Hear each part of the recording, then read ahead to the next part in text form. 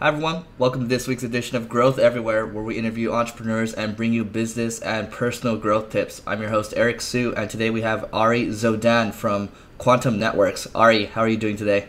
Great to be here. How are you, Eric? I'm doing well, thanks for being on the show. So Ari, why don't we start off a little bit with your background first, and then we'll continue on. Wonderful. So I guess I call myself an entrepreneur by trade. Started in telecom, moved on to technology and to new media. We have a company right now, an e-commerce company. We do about 50 million in revenue per year.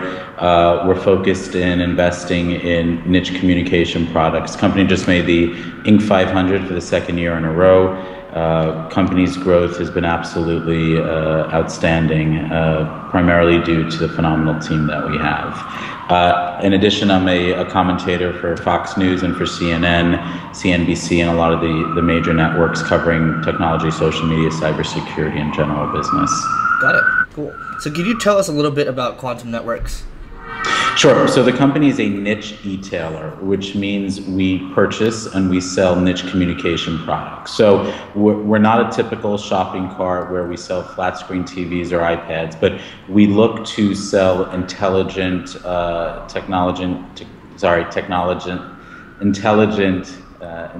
products.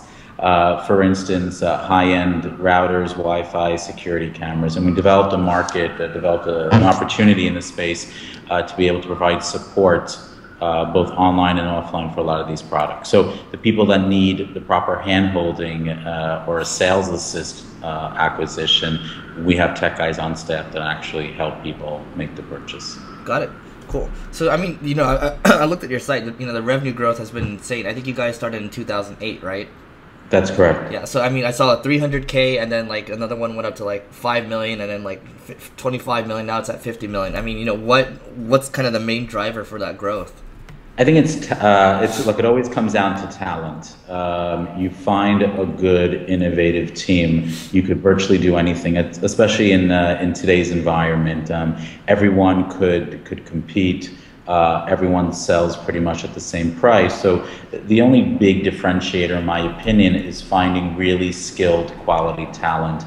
And that's been the obstacle. And you're starting to see in the marketplace now, a lot of big companies are swallowing up some of the smaller companies, not because of the product or service that they offer, strictly for the talent. So you'll see some of these larger companies acquiring a smaller company and actually shutting down the company or terminating the product, but then absorbing the talent into the bigger company. Cool. Great. And I've heard, from some CEOs in the past that they spent maybe a quarter or a third of their time on recruiting, this great talent. I mean, how much time do you spend on recruiting? So I'm head of recruiting at the company in addition to being CEO. So I probably interview about 40 or 50 people per week. It's extraordinary, and people ask me, well, don't you have better things to do than sit there and interview people? And the answer is that I don't. It's the most important thing in a business, having top tier talent, and the only way to be able to do it is having the CEO get involved in not only the day-to-day operations of the interviews, but actually working with the team and coaching the company to continue to acquire top talent. Got it. So what are some tips you can provide on kind of finding this top tier talent? Obviously, you could post on all the major websites. There's Monster, there's Hot Jobs, there's tons of boards out there. You could go via the brick and mortar recruiting firms as well. But in terms of the processes, what I've been known to do, first interview, it's always a 4 or 5 minute interview. I typically see if the person is dressed appropriately, shows up on time, is presentable, sort of 101. Shockingly, Eric, 9 out of 10 people don't even fit that criteria. You think unemployment almost still in the double digits. People just aren't showing up on time. They're not taking the job search seriously. So that's typically first interview, just seeing if they can show up. Second interview, I get into their skill set and understand what they're passionate about. We love hiring people that have a passion for music, for engineering, something that really will differentiate themselves from the rest of the pack. So not so concerned about their GPA, their work history, interested in who they are as a person and their character. Got it. Okay, so if I'm understanding correctly, you have them show up in person for a quick 5 to 10 minute, and then you kind of you say, okay, we'll let you know if you're in for round two. Is that how it works? That's exactly right. I mean, I set the expectation. I say, for instance, if it was you, Eric, you come in, I say, look, I appreciate you spending time coming in. First interview is 5 minutes. And I think they understand typically where I'm going for it. And I explained, once if you want to show up on time, if you have a copy of your resume, if you're presentable. And then I always before they leave, I say, oh, by the way, send me a follow-up email tonight by 8:45. Shockingly, that's a pretty simple assignment. You don't need to be a rocket scientist to be able to do that. And the purpose I do that is just to see that, A, if they're listening, and B, if they can follow up. And again, 8 out of 10 people don't even do that. They'll follow up the next day or in 3 days, or they won't even send me an email. So as I mentioned earlier, Eric, it's the talent is getting harder and harder to find. Okay, so it sounds like you have a really worked out funnel, that hiring funnel that's working out for you. I saw something interesting on Twitter the other day where I think HubSpot guy from HubSpot, David Cancel, he always gives his interviewees a disposable cup of water and sees what they do with the cup of water after. If they don't dump it away, they don't get hired. I think it's really interesting things like that you find things that work for you. So I guess continuing on the hiring funnel, after interview 2, kind of what happens there? Because if you're interviewing all these people for different positions, I imagine there has to be complexities for each different position. Correct. We'll also, if there's a piece of talent there, even if we don't, we interview whether we have positions open or not. So if we find somebody that's really special that can add something dynamic to the team, we'll do the reverse. We'll create a position for them.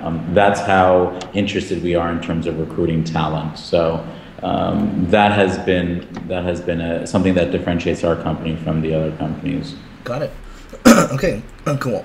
So I always like to ask the question, how did Quantum Networks, acquire the first 1,000 customers? And I know it might be a little different for you guys since you guys are, acquiring these different companies. So feel free to answer that question, however you see fit. Sure. The answer to that is really we know how to optimize projects on the web really well. We know how to build effective shopping carts. We know how to acquire customers. So it took us a while to get our first 1,000 customers, and a lot of it has been through trial and error. But once we got there, we were able to scale pretty effectively. Okay, got it. And when you say optimize, what's one thing you could kind of share there? Blogging is huge, obviously. Content is king. Google wants to provide the absolute best tailored content to that person, to the end user. So as long as we follow Google's guidelines, and the amazing thing is they publish it, and it's just it's following instructions. We link to the proper people. We provide good quality content. It has to be original. Stuff of that sort drives traffic to your website. So it's 101. It's not rocket science. And again, it's following the rules and playing fair. Okay. Yeah, part of the whole content, and we can even call this PR as well. You've appeared on CNN, USA Today, Fox Business, and all the entrepreneurs in the world would love to be on these shows. So kind of how did you get to that point, first of all? A lot of it was being at the right time at the right place, and understanding that there's something out there called media, and a lot of companies, a lot of smaller and even mid-sized companies, don't get the power of being on television, being in front of 42, 43, 45 million people every single week, and they don't know how to harness and monetize. Well, A, they don't know how to be able to get access to it. And B, they don't know how to be able to really monetize it. And the answer is, getting access to media is like any other product. It's a school of hard knocks. You can either hire a public relation firm to go out there and to be able to get you in front of the camera, or you could do it by getting on the phone and cold calling and building a reputation with the producers and the bookers. And that's something that I've always done. I know early on I knew that I needed to get public exposure to get my brand out, and it was an important avenue for us, and I focused on that. And and I appear 4, 5, 6, 7 times a week on different media outlets, including Fox and CNBC and CNN and CCTV. So it's the power of the media that I think has really differentiated our company. And again, it's important that when you're on air, if you have the opportunity on air, it's positioning yourself as a neutral expert. Companies, producers, and bookers don't appreciate you going on and self-promoting your own product. They're not interested in that. They're interested in getting someone who's a real expert in this space as an analyst or as a neutral party, and to be able to talk about the industry. So I found that to really click for us. Cool. And do you have a specific example where the media has clearly helped you? Someone reached out to you for like a consulting thing. Whatever story you might have will be super helpful. Sure. Every time I'm on air, I'll typically get 200 or 300 emails after the appearance for opportunities to be able to sit on their board or just some advice, or to participate in an equity round. And I'll always, as a general rule, I'll always take a meeting with anybody and everybody, because I do believe in good business karma, if you will, and not necessarily looking to monetize or profit from every relationship, more focused on the people, and wanting, as an entrepreneur myself, really, truly, genuinely wanting entrepreneurs to succeed. Okay. So when you say you'll take a meeting with anyone, is this like a physical meeting, or is it just like a quick phone call? Because I know there's a lot of entrepreneurs out there that are just like, I'll never do a coffee meeting, they're useless. I just wanted to get your take on that. There is a school of thought that say, yeah, it is useless. They say it's a time sap. I completely disagree. If you have the time and the capacity and the bandwidth to be able to meet somebody for coffee, even if it's for 10, 15 minutes, it doesn't have to be a 2-hour coffee break. It's something that I've seen turn into real opportunity, because you don't know where that relationship is going to lead to. I mean, if there's no opportunity with that person, well, he may have a brother in your business, or he may have a cousin who's a friend or an associate, and I've seen those paths just absolutely open up because of it. So as a general rule, to anybody that wants to meet with me, I'll find the time, even if it's nights or weekends, to be able to meet with them. Nice. Okay, cool. So you talked a little bit about karma, and that actually segues into the next question. Let's talk about your book, The 7 Spiritual Principles to Great Success. So the concept is the name of the book is Holy Business. We're in the still process of coming up with the name. So it'll either be Holy Business or Holy Money. The basic principles, and this bore out of a recent trip that I came back from in northern India, in a town called Dharmashala.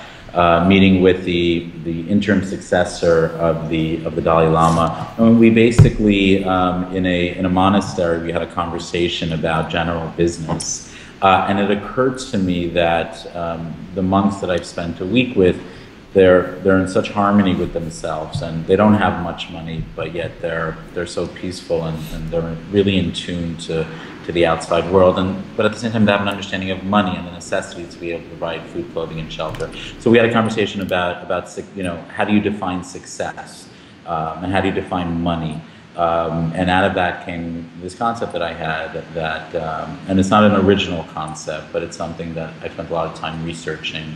The concept of doing good business, and that you don't need to put somebody down to be able to be successful. You don't need to undercut them. You don't need to put them out of business in order to be successful. What happened, the concept of 25 years ago, Gordon Gekko, Wall Street, greed is good, apparently doesn't work. That catches up to you. You see the housing, you see what happened in the housing collapse. You see what happened when the market collapsed, in Lehman Brothers and Bear Stearns. So really, the concept is whatever goes around comes around, and we put that into a very, very fine contextual sense in a book, citing very specific examples about how good business will lead to really good profits. And we talk about some examples, Eric. We talk about collaboration versus competition, and explaining, well, there's more of an opportunity to more make money if you collaborate with your competitors versus compete. Social entrepreneurship, providing, whether it's technology, money, or resources to third world countries, that benefits society as a whole, and you're then recognized as somebody that's benevolent. So ideas like that are threaded throughout the book. So, got it. Cool. And when does this book come out? It's going to come out in 6 months. So we're looking in February, March of 2015. Got it. And what's your number one goal for, I guess, or number one reason actually for wanting to do a book like this? Because I think there's always a story behind it. Sure. Well, I've spent past 10, 12 years and, been to probably 50, 60 or 70 countries around the world. And it's been an amazing journey for me. Much of the travel, part of the travel was personal, part of the travel was business, and always ran into some absolutely phenomenal people along the way that gave me tips and ideas and concepts. And there's a concept in Judaism called bashert. It's sort of karma on steroids, where everything happens for a reason, and timing in everything is essential also. So you meet someone on a bus in a random country, and you have a connection to them, or you meet up with them, 4 or 5 months later, or you find someone that you have in common. Stuff of that sort, if you're open to it, if your heart is open to it, if your mind is open to it, the opportunities are completely vast and enormous. And you're seeing a lot of good people today making a lot of money, and that's part proof that this is working. Got it. Okay. I guess that segues into another question. How does a startup entrepreneur or someone that's just super busy set aside time to travel? Because it seems like you travel a lot. I do. So I like mixing business with personal. So if I'm on vacation with my family, I set a couple of hours aside to be able to do some business as well. And there's nothing wrong. People talk about separating business with personal. Well, it's hard to do that if you love what you do. So business is actually, it's very personal. I talk about that in the book. If you hurt somebody in business, people say, well, it's not personal. I mean, I've heard it so many times. They say, Ari, it's not personal, but and I've realized that business is very personal. It's very, very personal. I don't know of anybody that's been stolen from that hasn't been hurt. So apparently, business is very, very personal. So. Got it. Okay, cool. So switching gears a little bit, we had a discussion before we started. You mentioned 9 out of 10 tech startups, just don't understand marketing at all. Can you kind of elaborate on that? Sure. So they come up with the idea. Many times they believe that they have something that's completely innovative. First problem is that they haven't done the research enough. They haven't done the due diligence to see what companies are out there. But more importantly, they haven't done the research of the companies that have been out there, that have tried it and that have failed or succeeded. So due diligence is critical in success of building a successful company. Second thing is, once they've built it, 9 out of 10 of them that I've met with have been looking or continue looking for marketing dollars. So the obvious question is, well, why haven't you thought about that before you started? And they said, well, if we build it, we thought people will come. It doesn't work that way. You can't build something. It doesn't matter how proprietary or how extraordinary it is. You need to be able to have the proper funds behind you to be able to push it out there.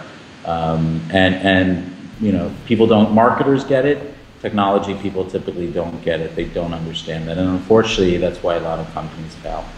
I've seen that a few times in the past, personal experience, being a marketer at a startup, and then also, at other companies that we help too. So, how do we get more tech-oriented people, or more I guess developer coded or developer minded entrepreneurs to understand how important marketing is?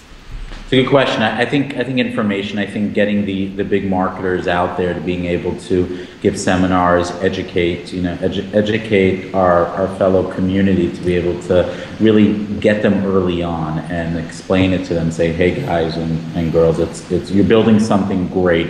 However, keep in mind that there's going to come a time where once your product is built or after it's in beta, you got to start focus on marketing your product as well. And I've told this to people. I'd almost rather have, Eric, a decent product, a decent, even a Me Too product, but has phenomenal packaging and great marketing, than having something so proprietary with no packaging or messaging around it. So. Got it. Okay. Cool. Now, the whiteboard background behind you, we talked about that a little bit. Is there any story behind that? No, I mean, aside from that, it looks cool and fun.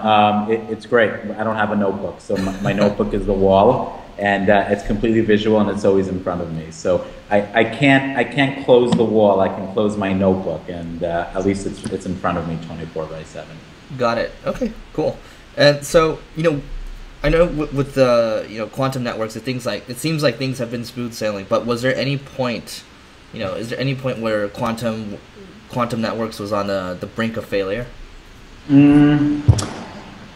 Brink of concern. I like to call it brink of concern failure, thinking that we won't be able to get over this barrier. Sure. I mean, it doesn't happen on a regular basis, but like every startup, we have challenges with finding good talent. Liquidity, no matter what, is always an issue. Understanding from a technological and system standpoint how to be able to properly scale. So it's the very, very cookie cutter one-on-one issues that I think 8 out of 10 tech companies deal with. So we're learning to deal with it just like every other company, and it's been a journey. And I don't believe there's any failures in life. I think there's challenges, and it's how you look at things. You can fail, and you could be down on yourself, or you could look at it as an opportunity to be able to stand back up, get stronger, and build another company. And I've been in both situations. I've had some really cool successes, and I've had a whole bunch of failures. But I believe that they were all in the same wheelhouse as being successful because of the experience that we were able to garnish along the way. Okay, can you talk about one of your big failures and kind of what you learned from it?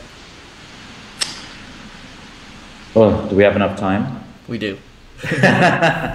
The list is long, Eric. Some of the big failures. I've worked on a lot of telecom projects overseas that took years to be able to nurture these relationships, and to be able to get involved in the bidding process, or to be able to partner up with some of these foreign companies.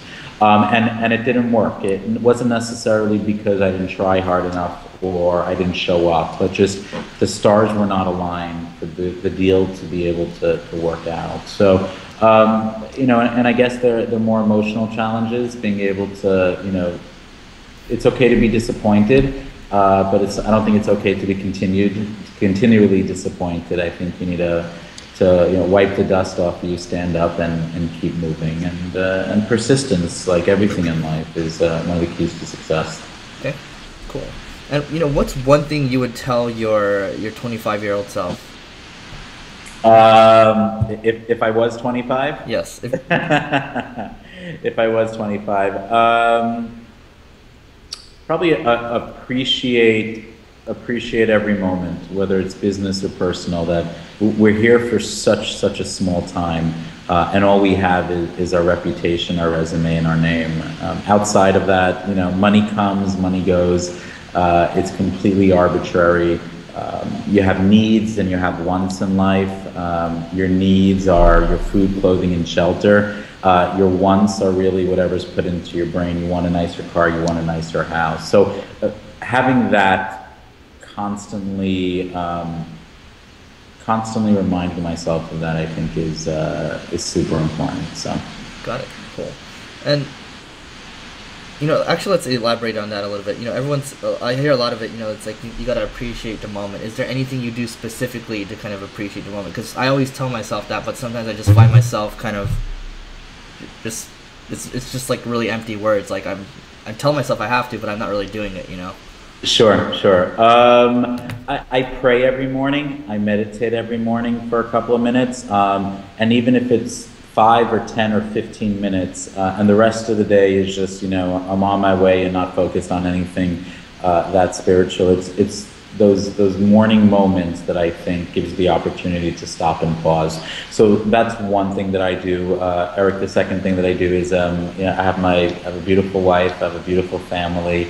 So when I look at them, I realize that, wow, like this is just absolutely amazing. So those two are appreciation points for myself. Awesome, cool. Final 2 questions from my side. You shared the you shared the meditation part. What's one more productivity hack you could share with the audience? Find something that you're passionate about outside of work. Put your iPhone, your BlackBerry, your Samsung, put that stuff down. Have a turn off, have a turn off time. It could be 12 hours, it could be 24 hours. So I'm an Orthodox Jew, so I'm a Sabbath observer. So from Friday night to Saturday night, every single week, my phone is off.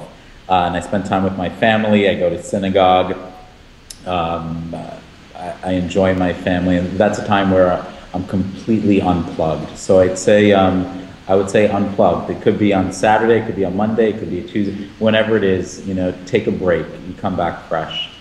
Got it. Okay. Super helpful and actionable. Final question. Besides your own book, what's one must-read book you'd recommend to the audience?